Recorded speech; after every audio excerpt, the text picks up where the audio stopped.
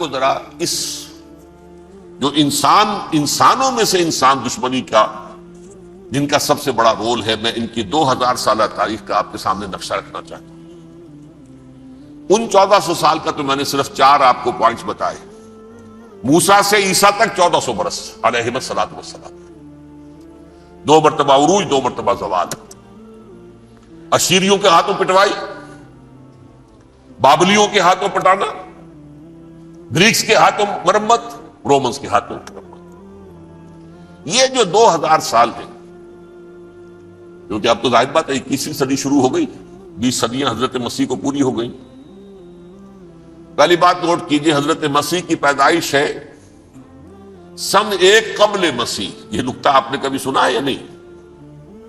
جب ملینیم کا سلسلہ شروع ہوا تھا پچھلے سال، تو میں نے بیان کر دیا تھا کہ ایک عجیب حساب کے اندر انہوں نے غلطی کی ہوئی ہے۔ حضرت مسیح کی پیدائش ہوئی 25 دسمبر کو، سن انہوں نے شروع کر دیا، اس کے بعد جنوری آئی تو پہلا سال شروع ہو گیا۔ اگر جنوری سے پہلا سال شروع ہوا تو یہ 6 دن جو ہے تو اس کے پچھلے سال میں تھے، لہذا کہا جائے گا کہ Jesus Christ was born 1 year before Christ, BC۔ تو 1 قبل مسیح میں حضرت مسیح کی پیدائش ہوئی۔ یہ آخری اسرائیلی نبی اور رسول۔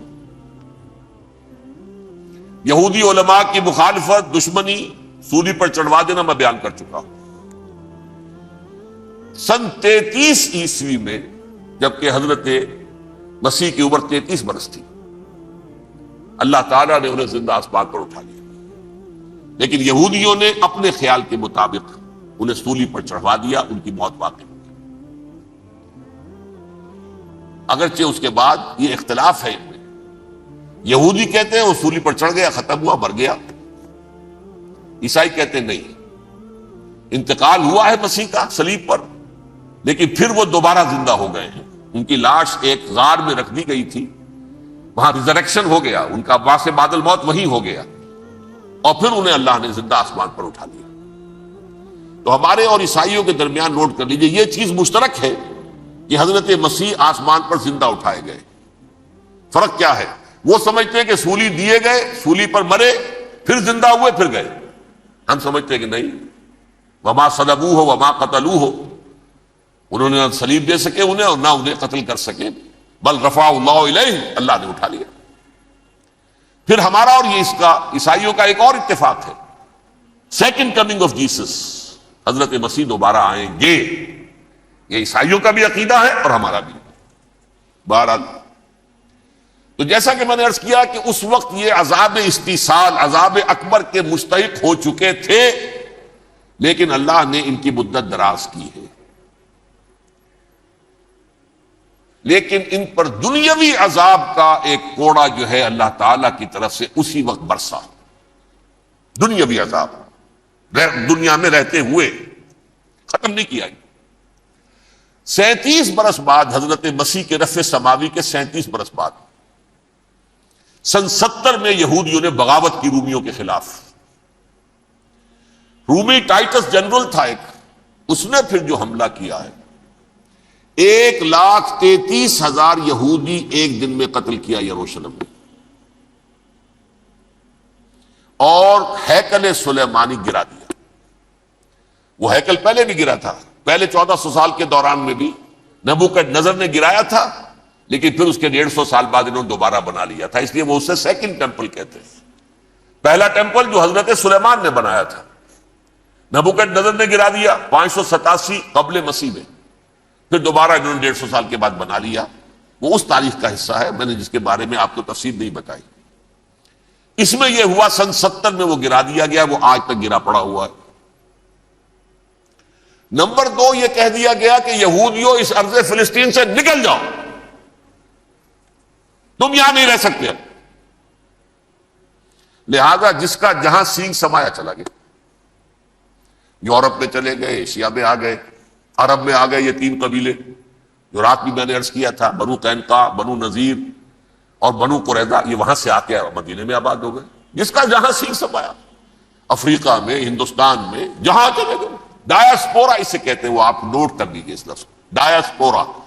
ہمارا دور انتشار، جبکہ ہمیں ہماری اصل سرزمین تو فلسطین ہے، حضرت ابراہیم کا مسکن، حضرت اسحاق حضرت یعقوب کا مسکن فلسطین، یہ ہے ہماری اصل جاگیر، یہ تو ہماری جدی پشتی جاگیر ہے، لیکن یہاں سے نکال دیے گئے سن 70 عیسوی میں، اور وہاں سے لے کے 1917 تک ان کا ڈایاسپورا جاری رہا۔ یہ دور انتشار ہے۔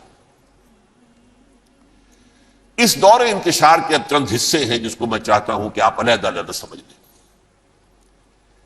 دور انتشار کا جو پہلا جو ہے تقریباً 300 برس، رومی حکمران تھے، وہ یہودیوں کے بھی دشمن تھے اور عیسائیوں کے بھی دشمن تھے، عیسائی اور یہودی ایک دوسرے کے بھی دشمن تھے،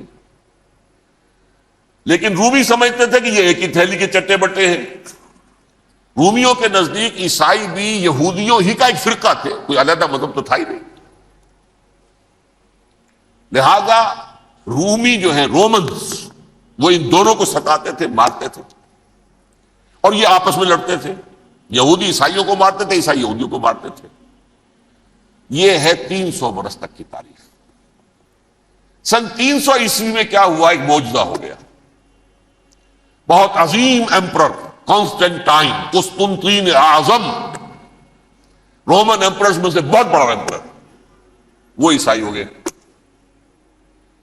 اب تو معاملہ بالکل تلپٹ ہو گیا، پوری سلطنت عیسائی ہو گئی۔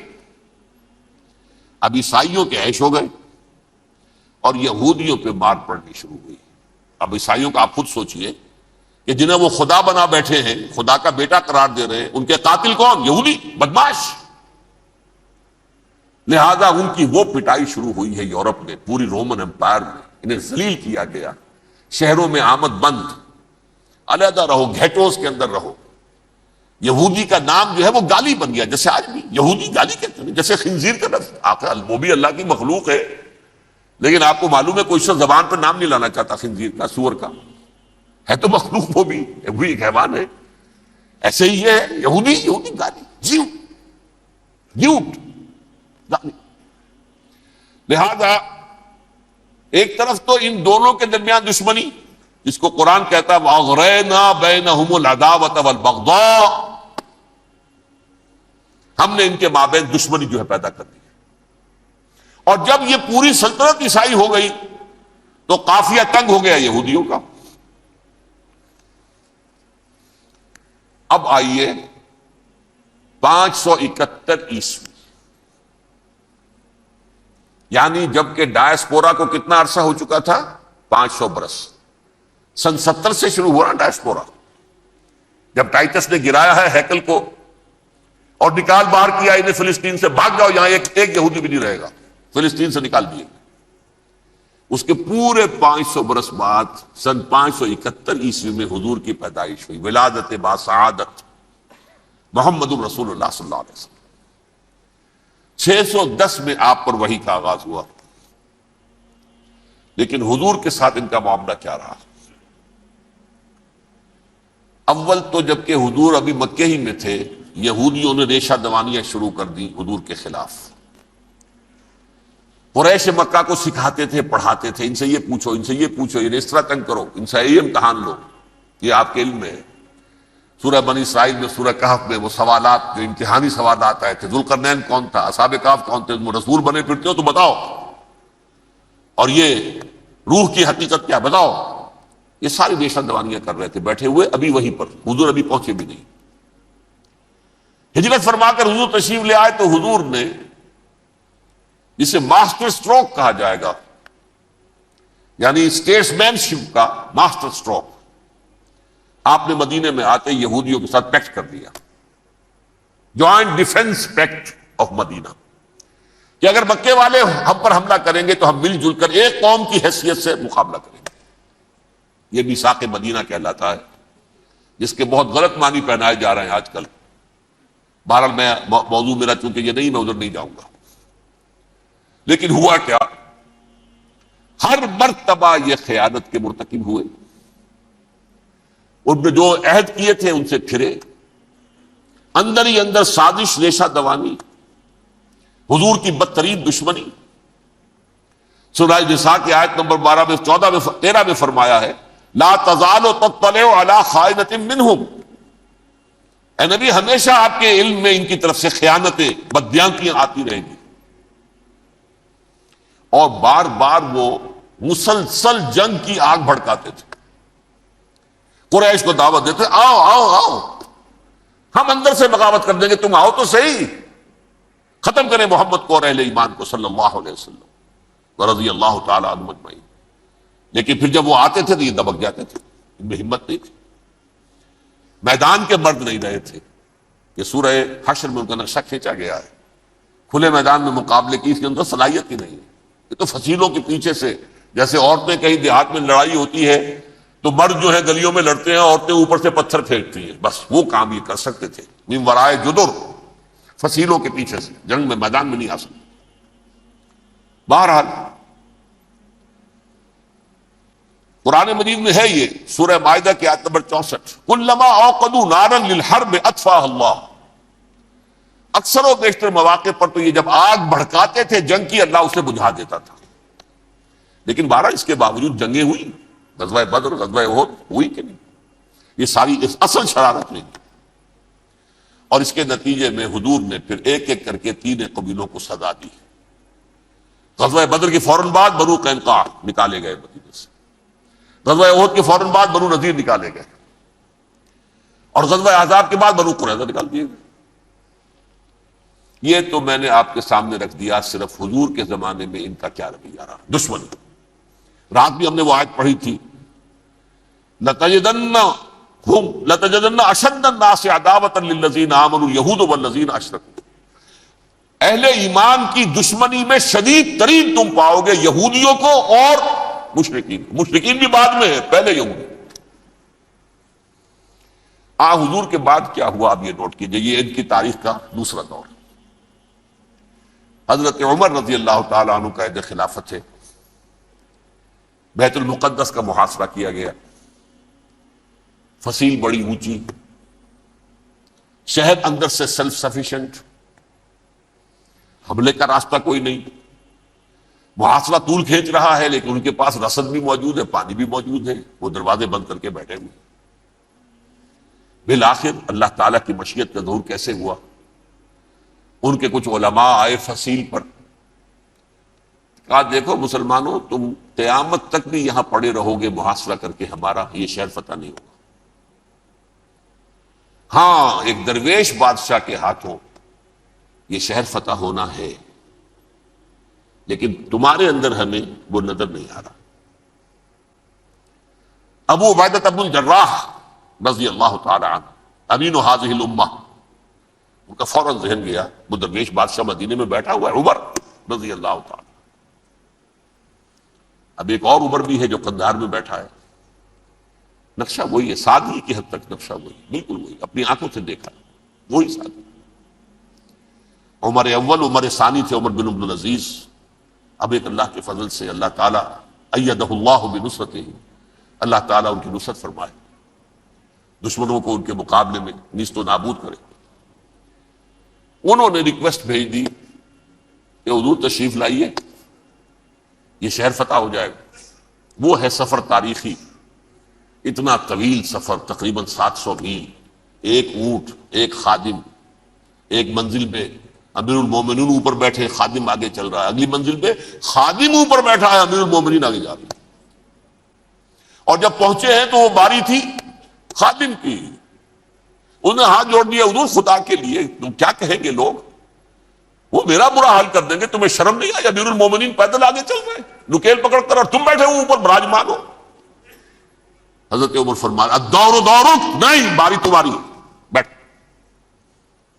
اس حال میں پہنچے. اور پھر یہ کہ ابو عبیدہ بن الجراح آئے ہیں، استقبال کیا ہے تو دیکھا ہے اس حال میں چلے آ رہے ہیں. عمر نکیل پکڑے ہوئے چلے آ رہے ہیں، اور کہتے ہیں کہ کہیں کیچڑ ویچڑ تھا، جوتے خراب ہو گئے تھے، وہ بھی اتار کے ہاتھ میں پکڑے ہوئے، کپڑے تو تھے ہی پھٹے ہوئے. انہوں نے کہا بھی حضرت ابو عبیدہ نے، دیکھیے یہ بڑا متمدن ملک ہے، بڑا مہذب علاقہ ہے یہ، آپ ذرا حلیہ اپنا دوست فرما لیں تب جا کے پیش ہم آپ کو کریں گے. آپ نے فرمایا نحن قوم اعزنا اللہ بالاسلام، ہم وہ قوم ہیں جنہیں اللہ نے عزت دی ہے اسلام کے ذریعے سے. کپڑوں کے ذریعے سے نہیں، دولت کے ذریعے سے نہیں۔ اسی حال میں گئے ہیں، اوپر سے انہوں نے کھڑے ہو کر نشانیاں دیکھی ہیں، اپنی کتابیں کھولی، ہاں یہ وہی ہے، اچھا لو جی سرنڈر، شہر تمہارے ہاتھ میں۔ خون کا ایک قطرہ نہیں بہا اور بیت المقدس فتح ہو گیا۔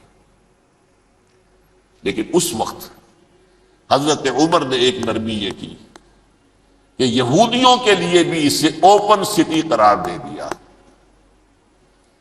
یہ احسان عظیم حضرت عمر کا، اس سے پہلے یہودی آ ہی نہیں سکتا تھا، داخل ہی نہیں ہو سکتا تھا، وہاں وہ آ کر وزٹ نہیں کر سکتا تھا، زیارت نہیں کر سکتا تھا اپنے مقدس مقامات کی۔ حضرت عمر نے یوں سمجھیے کہ تقریباً 550 برس کے بعد ان کے لیے راستہ کھولا ہے کہ ہاں تم آ سکتے ہو، زیارت کر سکتے ہو۔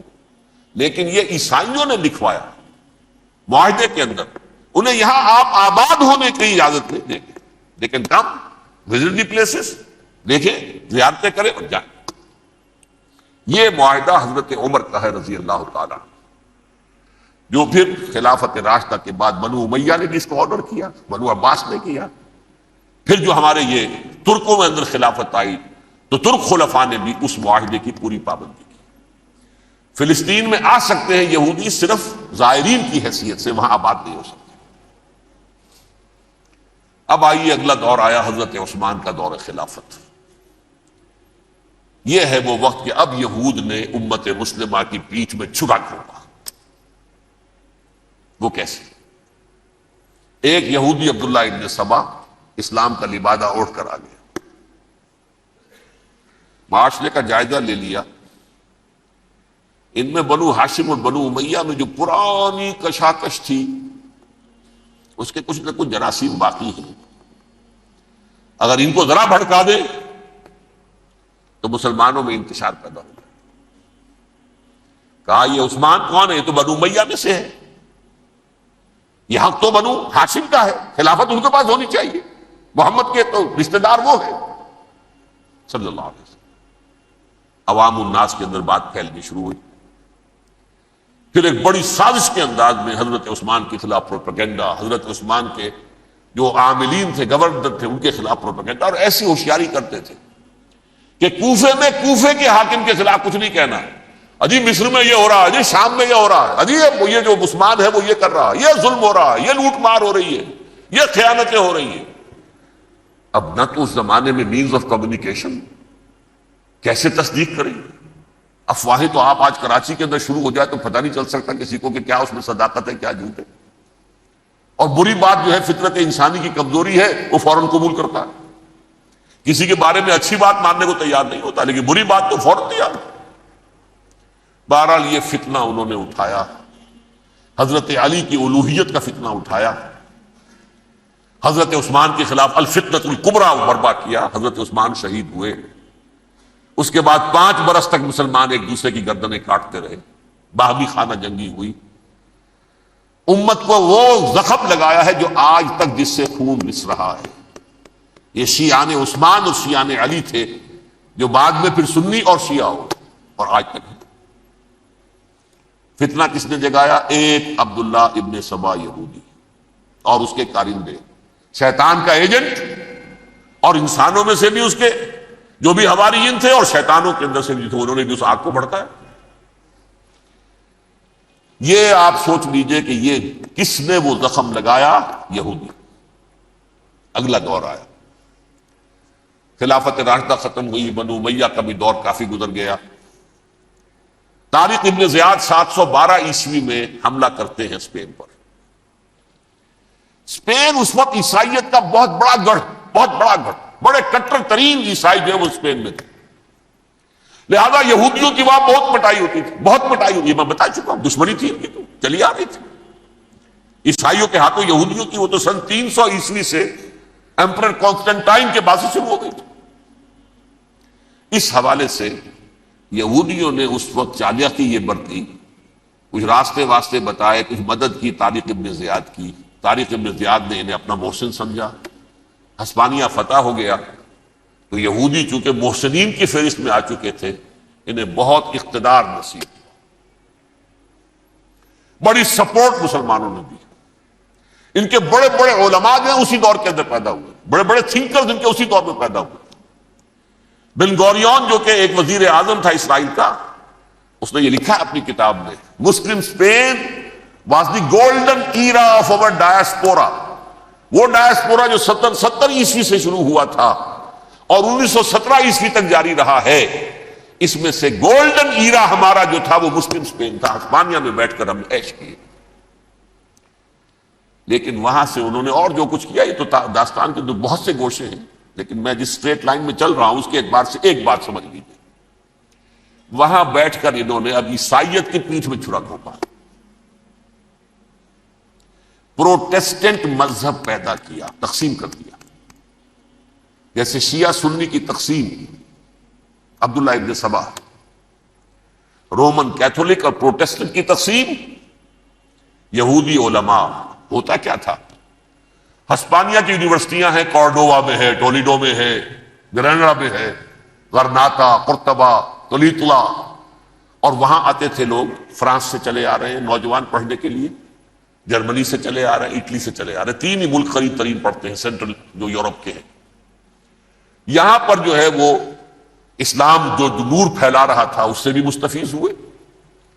جہالت کے جو ہے پردے ان کے وہ چھٹے.